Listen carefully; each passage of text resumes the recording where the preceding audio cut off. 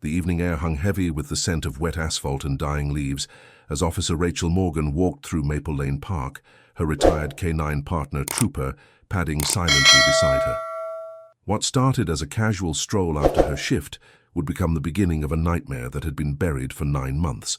Trooper's massive frame suddenly went rigid, his cloudy eyes fixed on something that made Rachel's blood turn cold. The old German shepherd began clawing frantically at a grimy trash can behind the county library, his powerful paws scraping metal with an urgency that sent chills down Rachel's spine. This wasn't the behavior of a dog chasing squirrels or begging for food. This was the behavior of a K9 who had caught the scent of death itself. Trooper's low guttural growl echoed through the empty park as his nose buried deep into the trash bin's opening, searching for something that shouldn't exist. Rachel's hands trembled as she approached, knowing that whatever lay hidden in that ordinary-looking container would shatter the peaceful facade of their small town forever. The retired police dog's instincts had never failed him during his years of service, and even 4 years into retirement, with arthritis plaguing his back legs and cataracts clouding his vision, those instincts remained as sharp as a blade. When Rachel finally lifted the lid, the stench hit her first, a mixture of rotting food and something far more sinister. Buried beneath layers of greasy wrappers was a grey hoodie, folded hastily as if someone had tried to hide it in plain sight. But it was the dark, rust-colored stains on the sleeve that made Rachel's heart stop beating. Blood, dried blood, that told a story of violence, of secrets, of a 17-year-old girl named April Jensen who had vanished without a trace 9 months ago. Trooper sat back on his haunches, his work done, his message delivered. The silent partnership between human and canine had just cracked open a case that everyone thought had gone cold forever. The forensics lab in Oak Ridge buzzed with sterile efficiency as Rachel Morgan paced the hallway, her phone clutched in her sweaty palm. 48 hours had passed since Trooper's discovery, and the DNA results were finally ready. The lab technician emerged from behind frosted glass doors, his expression unreadable as he handed Rachel a manila envelope that felt heavier than lead in her hands. Her fingers trembled as she tore open the seal, knowing that whatever lay inside would either vindicate her instincts or send her back to square one. The words on the page hit her like a physical blow. DNA match confirmed. The dried blood on the hoodie belonged to April Jensen. Rachel's knees nearly buckled as the full weight of the revelation crashed over her. This wasn't just circumstantial evidence anymore. This was proof that April had bled in that hoodie, that someone had tried to bury the truth in a trash can months after her disappearance. But as Rachel drove back toward town with the report burning a hole in her jacket pocket, she couldn't shake the feeling that someone was watching her. The same red pickup truck had appeared in her rearview mirror 3 times during the 20-minute drive, always maintaining just enough distance to seem coincidental. When she pulled into the precinct parking lot, the truck drove past without stopping, but not before she caught a glimpse of the driver's face. Thin, hollow-cheeked, with nervous eyes. That darted away the moment they met hers in the mirror. Rachel's blood turned to ice as recognition dawned. She had seen that face before, in the case files, in the witness statements from 9 months ago. It was Evan Cole, the night shift worker at the industrial laundry who had provided an alibi for the night April disappeared. The same man who had sworn under oath that he was alone at the facility, working a double shift with no interruptions. But if he was innocent, why was he following her now? And more importantly, what else had he been lying about? As Rachel sat in her patrol car, watching the red truck disappear around the corner, Trooper stirred in the back seat, his ears perked and his body tense with the same alertness that had led them to the hoodie. The old dog's instincts were screaming that their investigation had just taken a dangerous turn, and Rachel knew with bone-deep certainty that they were no longer just hunting for evidence. They were being hunted in return. Don't forget to subscribe to our channel K9 Loyal Souls, where we uncover true stories of animals' bravery you won't believe until you see it, and tell us in the comments, what city are you watching us from? In the shadowed corners of law enforcement, where human intuition meets the razor-sharp instincts of our 4-legged partners, extraordinary stories unfold that challenge everything we think we know about justice, loyalty, and the unbreakable bond between species. This is the story of Trooper, a retired German Shepherd K9 whose clouded eyes still saw what others missed, whose arthritic legs still carried him toward truth, and whose unwavering dedication to his partner would crack open a case that had haunted a small American town for nearly a year. Officer Rachel Morgan had walked these same streets for over a decade, responding to domestic disputes, traffic violations, and the occasional break-in that reminded everyone that even quiet suburbs weren't immune to the darkness that lurked in human hearts. But nothing in her training, nothing in her experience had prepared her for the night when a simple evening stroll with her retired partner would lead them into the twisted mind of a killer who thought he had buried his secrets deep enough to escape justice forever. The relationship between a canine officer and their canine partner transcends the ordinary bonds of pet ownership or even professional collaboration.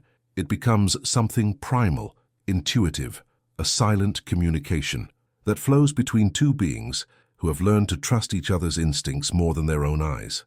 Trooper had been Rachel's partner for 8 years before retirement, 8 years of drug busts, missing person searches, and crime scene investigations where his nose could detect traces of evidence that would have taken forensic teams days to uncover. Even now, 4 years after hanging up his official vest, the old dog's instincts remained as sharp as surgical steel, cutting through the everyday noise of suburban life to focus on the scents and sounds that spoke of danger, deception, and death. The town of Millbrook prided itself on being the kind of place where children rode bicycles without helmets, where front doors remained unlocked, and where the most serious crime was usually someone's garden gnome going missing after a particularly rowdy Saturday night. But beneath this veneer of small-town innocence, a predator had been moving through their midst, watching, waiting, choosing his moment with the patience of a spider in its web. April Jensen's disappearance 9 months earlier had shattered that illusion of safety, leaving behind a family destroyed by unanswered questions and a community that whispered theories behind closed doors but offered no real solutions. The autumn evening cast long shadows across Maple Lane Park as Officer Rachel Morgan finished her shift and decided to take Trooper for what she thought would be a routine walk. The crisp October air carried the familiar sense of dying leaves and wood smoke from distant chimneys, creating the kind of peaceful atmosphere that made small-town policing seem like the easiest job in the world. Trooper padded beside her with the measured gait of a dog who had seen enough action to appreciate quiet moments, his grey muzzle lifted occasionally to catch interesting scents on the breeze. At 13 years old, the German Shepherd moved with the careful dignity of a veteran, each step deliberate. Despite the arthritis that had forced his retirement 4 years earlier, Rachel had grown accustomed to these evening walks, serving as therapy for both of them, a chance to decompress from the day's tensions while maintaining the partnership that had defined their professional relationship for nearly a decade. The park was nearly empty, just a few teenagers shooting basketball on the far court and an elderly man walking his small terrier along the main path. Streetlights flickered on, automatically as dusk settled over the quiet neighborhood, casting pools of yellow light that created a false sense of security in the gathering darkness. It was then that Trooper's entire demeanor changed, his body going rigid with an alertness that Rachel recognized from their working days together. His ears snapped forward, his nostrils flared, and his tail dropped to a position that meant business. The transformation was so sudden and complete that Rachel felt her own pulse quicken in response, muscle memory from years of trusting her partner's instincts kicking in before her conscious mind could process what was happening. Trooper pulled toward the back of the park, where the county library sat surrounded by mature oak trees, their branches now bare and skeletal against the darkening sky. Behind the building, partially hidden by an overgrown hedge, sat a row of municipal trash bins that served the library and the adjacent playground. It was toward these ordinary containers that Trooper moved with increasing urgency, his powerful legs carrying him forward, despite the pain that Rachel knew plagued his joints on cold evenings like this one. When they reached the bins, Trooper's behavior became almost frantic, his massive paws scraping against the metal sides with a sound that made Rachel's teeth ache. The metallic scraping of Trooper's claws against the trash bin echoed through the empty park like fingernails on a chalkboard, each scratch more desperate than the last. As the retired K9 followed a scent that spoke to instincts honed over years of police work, Rachel watched her partner with growing unease, recognizing the focused intensity that had once led them to hidden drugs, missing persons, and evidence that human investigators had overlooked. This wasn't the casual interest of a dog investigating interesting garbage.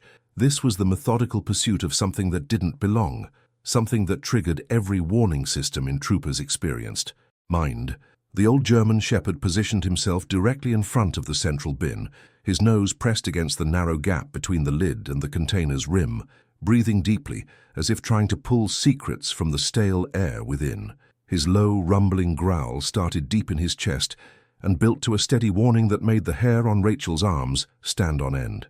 She had heard that sound countless times during their partnership, usually moments before Trooper alerted to contraband or evidence that would crack a case wide open.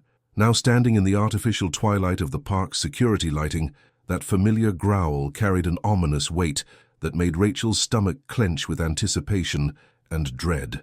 Against her better judgment, she found herself reaching for the bin's handle, her hands trembling slightly as years of police training warred with the rational voice in her head that insisted this was probably nothing more than spoiled food or a dead animal. The lid lifted. With a rusty squeal that seemed unnaturally loud in the quiet evening air, releasing a wave of putrid odors that made Rachel step back involuntarily. Beneath the expected layer of food waste and discarded papers, something grey caught her eye, folded hastily, and shoved deep into the container as if someone had tried to hide it in plain sight. Rachel's training kicked in as she carefully extracted her phone to document the scene before disturbing potential evidence, snapping photos from multiple angles while Trooper sat back on his haunches, his job done, but his attention still focused on the bin with laser-like intensity. Using a pen from her jacket pocket, she carefully lifted the grey fabric, revealing a hoodie that had seen better days, torn at one elbow and stained with what looked suspiciously like dried blood on the left sleeve. The sight of those dark, rust-colored stains sent a chill through Rachel that had nothing to do with the October evening, because she recognized that particular shade of brown-red from too many crime scenes to count. Rachel's hands shook as she sealed the blood-stained hoodie in an evidence bag, her mind racing through the implications of what Trooper had uncovered in that seemingly innocent trash bin. The grey fabric felt heavier than it should, weighted with the possibility that this simple piece of clothing might be the key to solving a case that had consumed her thoughts for 9 long months. April Jensen's disappearance had left a gaping wound in the community's sense of security, transforming quiet neighborhoods into places where parents watched their children with hawk-like vigilance, and every stranger became a potential threat. The 17-year-old honor student had simply vanished while walking home from her part-time job at the local ice cream shop, leaving behind nothing but unanswered questions and a family destroyed by uncertainty. Rachel had been part of the initial search teams that combed through miles of woodland and questioned hundreds of potential witnesses, following leads that inevitably led nowhere and chasing shadows that dissolved under scrutiny. The case had officially gone cold after 6 months of intensive investigation, filed away in the archives with dozens of other unsolved mysteries that haunted the department's collective conscience. But now, as Rachel stared at the evidence bag containing the hoodie, she felt the familiar surge of adrenaline that came with a potential breakthrough, tempered by the sobering realization that this discovery might confirm everyone's worst fears about April's fate. The drive back to the precinct passed in a blur of streetlights and racing thoughts as Rachel tried to remember every detail from April's case file, searching her memory for any mention of grey clothing or similar fabric. Trooper rode in his usual spot in the back seat, calmer now, but still alert, his intelligent eyes watching the passing scenery with the patience of a dog who had learned that good police work required both swift action and careful deliberation. By the time Rachel reached the station, she had already made the decision to handle this discovery personally rather than immediately involving the cold case unit, knowing that too many hands on the evidence could compromise its integrity or worse, allow crucial details to slip through bureaucratic cracks. She logged the hoodie into evidence with meticulous care, noting the exact time and location of discovery, along with detailed photographs that captured every stain, tear, and fiber that might prove crucial to the investigation. The night shift desk sergeant barely looked up as Rachel completed the paperwork, unaware that the routine evidence bag she was processing might contain the answer to a mystery that had haunted their community for nearly a year. The sterile corridors of the Oak Ridge Forensics Laboratory hummed with the quiet efficiency of scientific investigation as Rachel Morgan paced the waiting area, her coffee growing cold in trembling hands, while technicians processed what might be the most important piece of evidence in April Jensen's case. 48 hours had crawled by since Trooper's discovery behind the library, 48 hours of restless sleep and obsessive speculation about what the blood analysis might reveal. Rachel had specifically requested priority processing, using her personal relationship with the lab director to expedite results that would normally take weeks to complete. The antiseptic smell of the facility reminded her of hospitals and morgues, places where hope and despair existed in careful balance, where scientific truth cut through emotional speculation with surgical precision. When Dr. Patricia Vance finally emerged from the testing lab with a manila envelope in her hands, her expression revealed nothing, maintaining the professional neutrality that had made her one of the most respected forensic analysts in the state. Rachel's heart hammered against her ribs as she accepted the envelope, knowing that whatever lay inside would either vindicate her instincts or send the investigation spiraling back into the void of unsolved cases. The words on the DNA analysis report hit her like a physical blow, black ink on white paper that transformed suspicion into devastating certainty. The dried blood on the hoodie belonged to April Jensen, matching samples taken from her hairbrush during the initial missing person investigation 9 months earlier.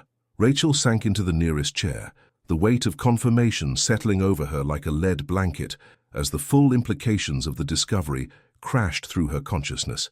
This wasn't just circumstantial evidence anymore.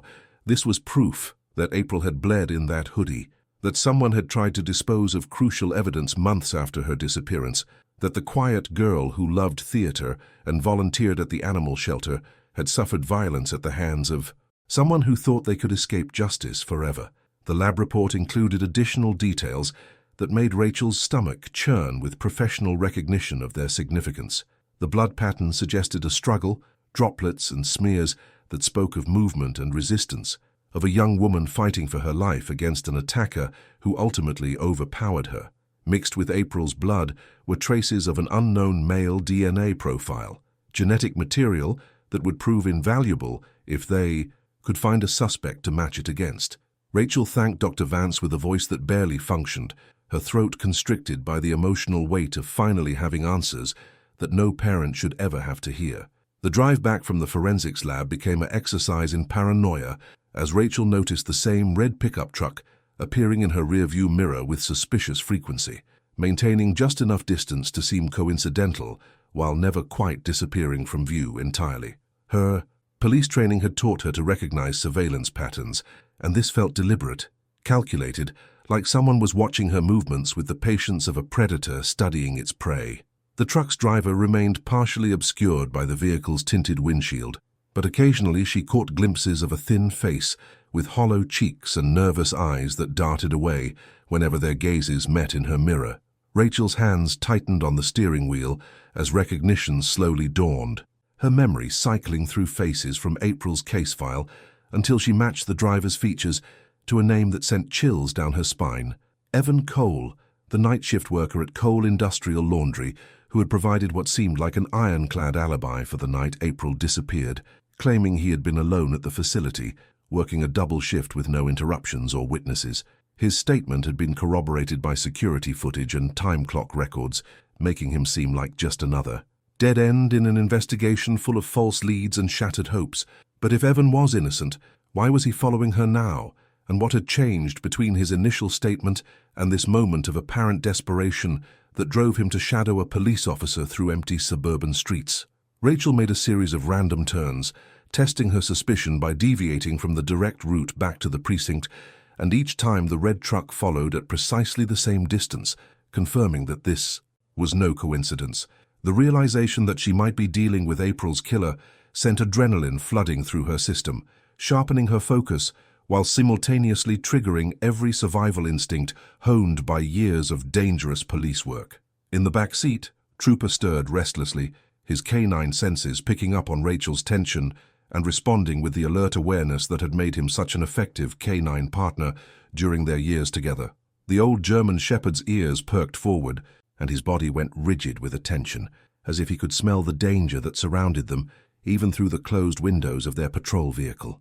Rachel reached for her radio to call for backup, but hesitated when she realized that alerting dispatch might spook Evan into running before they could gather enough evidence to arrest him, potentially destroying their only chance to solve April's case and bring closure to her devastated family. Rachel's decision to confront Evan Cole directly, rather than wait for backup, proved to be a calculated risk that would either crack the case wide open or alert a potential killer that his carefully constructed alibis were crumbling under scrutiny. She pulled into the precinct parking lot with deliberate slowness, watching in her side mirror as the red pickup truck hesitated at the intersection before driving past without stopping, but not before she caught a clear view of Evan's face through the passenger window. His features were gaunt and haggard, marked by the kind of sleepless anxiety that suggested someone wrestling with secrets too heavy to carry alone, and his eyes held the desperate quality of a cornered animal looking for escape routes. Rachel sat in her patrol car for several minutes after he disappeared around the corner, processing what she had witnessed while Trooper watched her with the patient intelligence that had made him such an invaluable partner during their years of active duty together.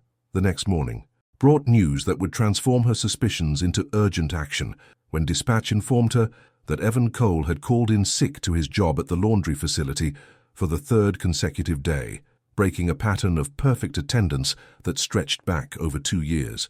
His supervisor reported that Evan had sounded agitated and paranoid during their brief phone conversation, claiming that people were watching him and asking questions about things that should have been left buried in the past. Rachel recognized the signs of a man whose psychological defenses were collapsing under pressure, someone who had spent months believing his secrets were safe, only to discover that the truth had a way of clawing its way back to the surface, like a body rising from deep water. She drove to Evan's residence on Elm Street, a modest duplex in a neighborhood where privacy was valued and neighbors minded their own business, perfect for someone who needed to avoid scrutiny. The red pickup truck sat in the driveway with its hood up, steam rising from the radiator in white clouds that suggested mechanical problems or perhaps deliberate sabotage by someone preparing to abandon everything and run. Rachel approached the front door with Trooper at her side, the retired K9's presence providing both emotional support and tactical backup as she prepared to face whatever truth lay hidden behind Evan's increasingly erratic behavior. The doorbell echoed through the house with hollow resonance, followed by the sound of hurried footsteps and muffled voices that suggested Evan was not alone, that perhaps other people were involved in whatever conspiracy had claimed April Jensen's life and tried to bury the evidence in a trash bin behind the county library. The confrontation at Evan Cole's duplex yielded more questions than answers, as the nervous man insisted through his cracked door that he knew nothing about April Jensen beyond what he had already told police 9 months earlier. His hands trembled as he spoke, and the smell of gasoline and bleach drifted from inside the house, creating an acrid cocktail that made Rachel's instincts scream warnings about chemical evidence destruction. Evan's story remained consistent with his original statement, but his body language told a different tale entirely, one written in nervous tics and darting glances toward the back of his property, where an old shed sat partially hidden behind overgrown hedges. Rachel left without pressing too hard, knowing that pushing a potentially unstable suspect might cause him to flee or destroy crucial evidence, but she made mental notes of everything she observed, from the fresh scratches on his hands to the unusually clean pickup truck that had been filthy just days before. That evening she returned to the park with Trooper for what appeared to be a routine walk, but was actually a calculated investigation designed to let the retired K9's extraordinary senses guide them toward any additional evidence that human searchers might have missed. The autumn air carried the crisp promise of winter as they moved through the shadows cast by streetlights, Trooper's aging body moving with renewed purpose as he caught scents that spoke to his trained instincts. This time, instead of leading her to the trash bins, Trooper pulled toward the wooded area behind the library, his nose working methodically across the ground as he followed an invisible trail that only his sensitive olfactory system could detect. The forest floor crunched beneath their feet as they moved deeper into the darkness, guided only by Rachel's flashlight and Trooper's unerring sense of direction toward something hidden beneath layers of fallen leaves and accumulated debris. When Trooper suddenly stopped and began digging with the focused intensity that Rachel remembered from their active duty days, her heart rate spiked with the anticipation of another breakthrough in a case that seemed to reveal new horrors with each discovery. Buried beneath 6 inches of soil and organic matter, Trooper's claws uncovered a small metal box that had been carefully wrapped in plastic to protect its contents from moisture and decay. Rachel's hands shook as she photographed the burial site from multiple angles before carefully extracting the container, knowing that whatever lay inside might provide the final pieces needed to solve April Jensen's disappearance and bring her killer to justice. The contents of the buried metal box transformed Rachel's understanding of April Jensen's case from a simple abduction to something far more sinister and premeditated, revealing the calculated mind of a predator who had stalked his victim for weeks before striking. Inside the plastic-wrapped container, she found a collection of photographs that made her stomach churn with revulsion and rage. Images of April taken without her knowledge as she walked to work, studied at the library, and lived her normal teenage life while completely unaware that someone was documenting her every movement. The photographs were accompanied by handwritten notes detailing April's daily routines, her work schedule at the ice cream shop, her favorite walking routes, and even personal observations about her clothing preferences and social interactions that spoke to months of obsessive surveillance.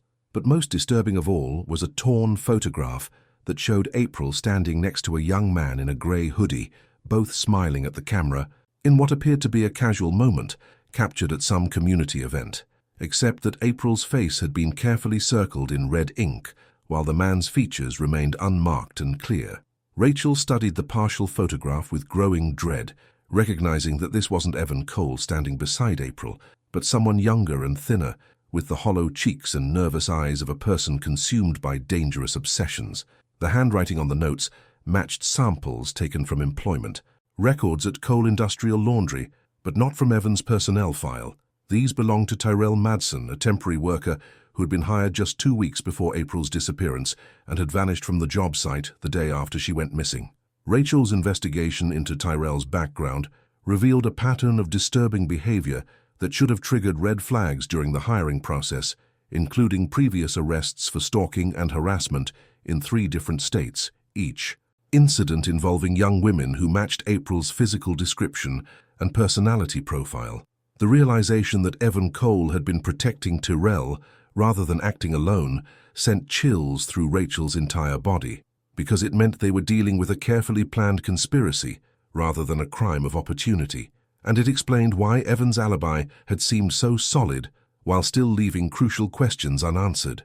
Tyrell had used Evan's legitimate presence at the laundry facility to establish his own alibi, knowing that security footage would show only one person entering and leaving the building while he slipped out through an unmonitored rear exit to commit murder before returning undetected. The hunt for Tyrell Madsen became an exercise in tracking a ghost who had spent months preparing for the possibility of discovery, leaving behind a trail of false identities and abandoned addresses that led investigators through a maze of deception designed to buy him time to disappear completely.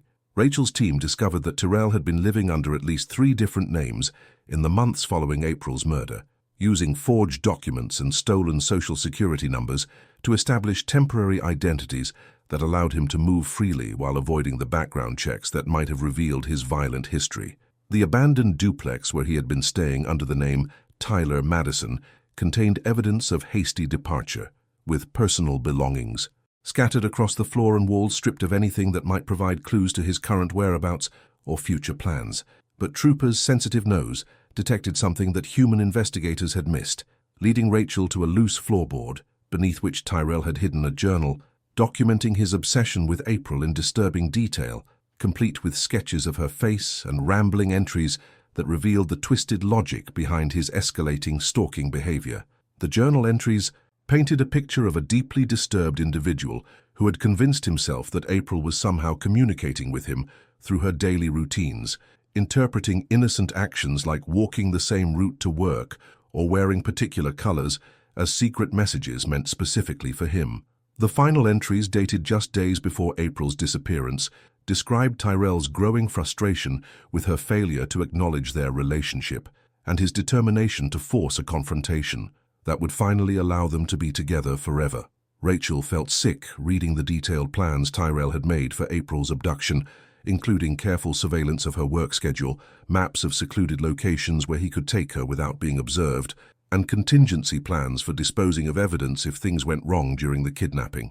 The journal's final entry, written on the night of April's murder, contained a confession of sorts, describing how Tyrell had approached her behind the gas station near her workplace, how she had tried to run when she recognized him as the man who had been following her, and how he had panicked when she fought back harder than he had anticipated.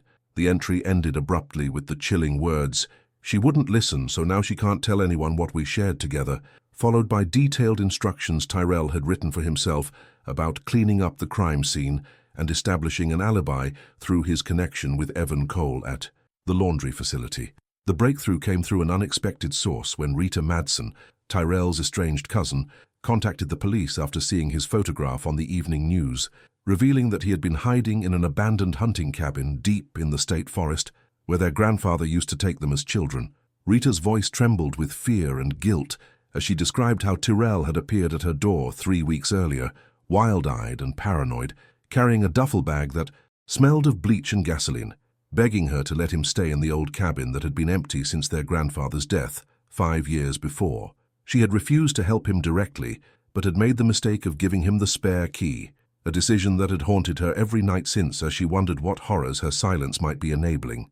The state forest stretched across thousands of acres of dense woodland, crisscrossed by hunting trails and old logging roads that provided perfect cover for someone trying to avoid detection, but also created a nightmare scenario for law enforcement attempting to track down a dangerous fugitive who knew the terrain intimately.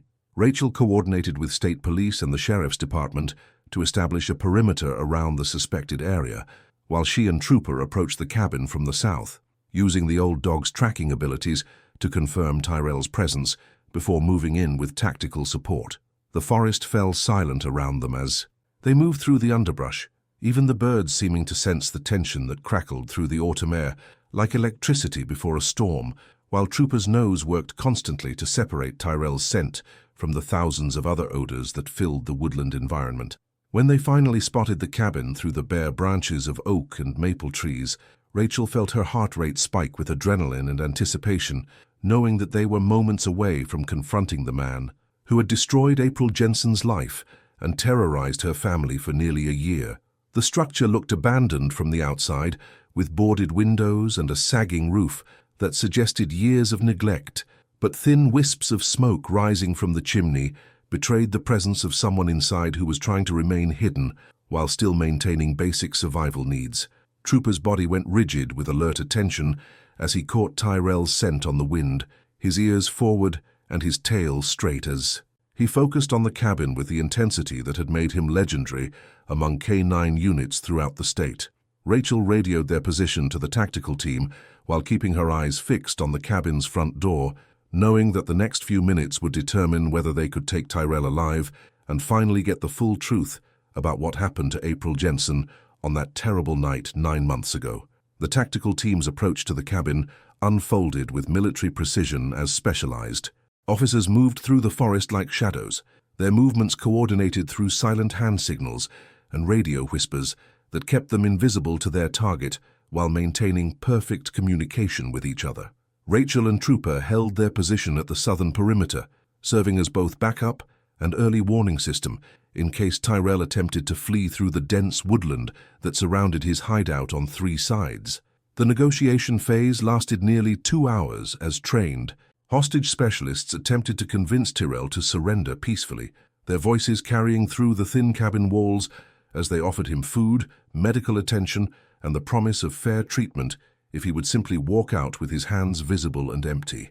But Tyrell's responses revealed a mind that had fractured under the pressure of months of hiding and guilt, his rambling monologues jumping between paranoid accusations about government surveillance and twisted justifications for April's murder that painted him as the victim of circumstances beyond his control.